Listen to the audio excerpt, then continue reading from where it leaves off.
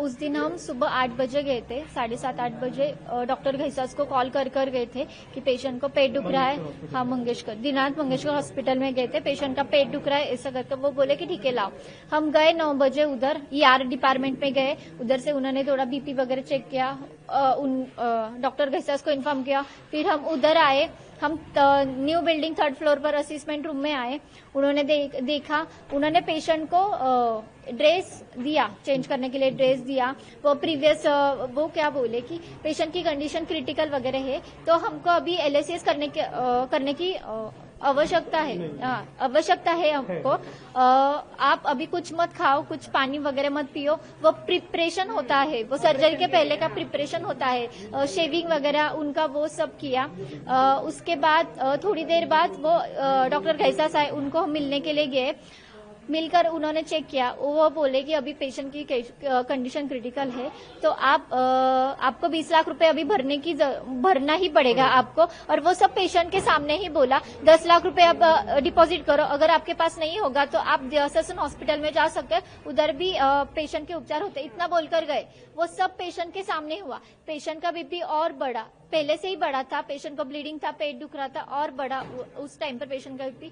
उसका लेकर हम उधर गए, ब्लीडिंग वगैरह हो रहा था। हम उनको बोले कि हमने 1 घंटे में 3 लाख रुपए की व्यवस्था की थी। हम नीचे बिलिंग डिपार्टमेंट में गए, हमने बोला कि ये पैसे ले लो और एटलीस्ट हमारे पेशेंट को एडमिट करो, उनका ब्लीडिंग हो रहा है, उनका पेट दुख रहा है, एटलीस्ट आप उसको इंट्राकैथ लगाकर वो मेडिसिन दो। उन्होंने 3 लाख रुपए नहीं लिए। वो बिलिंग पर्सन मीनाक्षी गोसावी, उन्होंने बोला कि आप किसके पास भी जाओ, वो केड़कर सर के पास जा रहे हैं आप, वो मुख्यमंत्री सहायता निधि से कितना लाओगे, 1-2 लाख रुपए लाओगे, और वो आप किसके पे हमको वो कुछ ये नहीं है, आप जितना डिपॉजिट बोला है उतना ही डिपॉजिट दे दो, हमको ये भरना पड़ेगा, हमको ये घैसास डॉक्टर घैसास इन्होंने बोला है। ऊपर में गई, उसके बाद पेशेंट को ब्लीडिंग हो रहा था, हमने इन्फॉर्म किया, तभी भी पेशेंट को कुछ नहीं बोला। वो डॉक्टर को इन्फॉर्म करने के बाद डॉक्टर बोले कि आपके पास प्रीवियसली हॉस्पिटल में जो टैबलेट दी थी वो ब्लीडिंग स्टॉप होने की, वो ही ले लो, पर उन्होंने कुछ इंट्राकैथ वगैरह कुछ नहीं लगाया। उसके बाद हमने बहुत जनों को फोन किया। उसके बाद वो उन्होंने क्या किया, वो OPD होता है ना, तो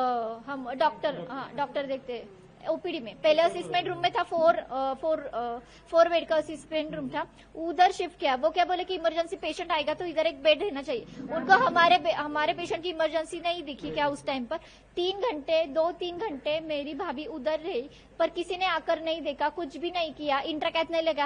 हमने बोला कि उसका पेट दुख रहा है, आप पेट दुखने के लिए कुछ तो दो। उन्होंने क्या बोला कि उन्होंने इन्फॉर्म किया घैसास को, डॉक्टर घैसास को, उन्होंने क्या बोला, उनके पास जो पेन किलर है वो दो। मैंने दिखाया पैरासीटामोल है, उधर भी हमने ही पैरासीटामोल दी, 2 टाइम्स हमने हमारी दी, पर उन्होंने नहीं किया, कुछ नहीं किया।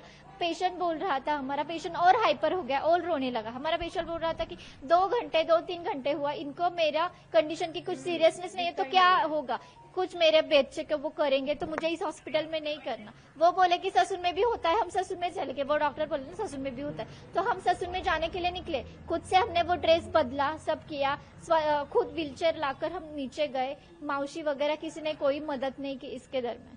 तो इस दौरान तो आपका अस्पताल पे ये आरोप है कि उनकी नेग्लिजेंस की वजह से आपकी भाभी की मृत्यु हुई। हाँ, उन्होंने हमारे पेशेंट का खून किया, ऐसा हम बोल सकते हैं, क्योंकि हमारे पेशेंट को बहुत तकलीफ हुई वहाँ पे, और उस डॉक्टर का लाइसेंस जाना चाहिए, और उस डॉक्टर पे जो भी है वो कार्रवाई होनी चाहिए।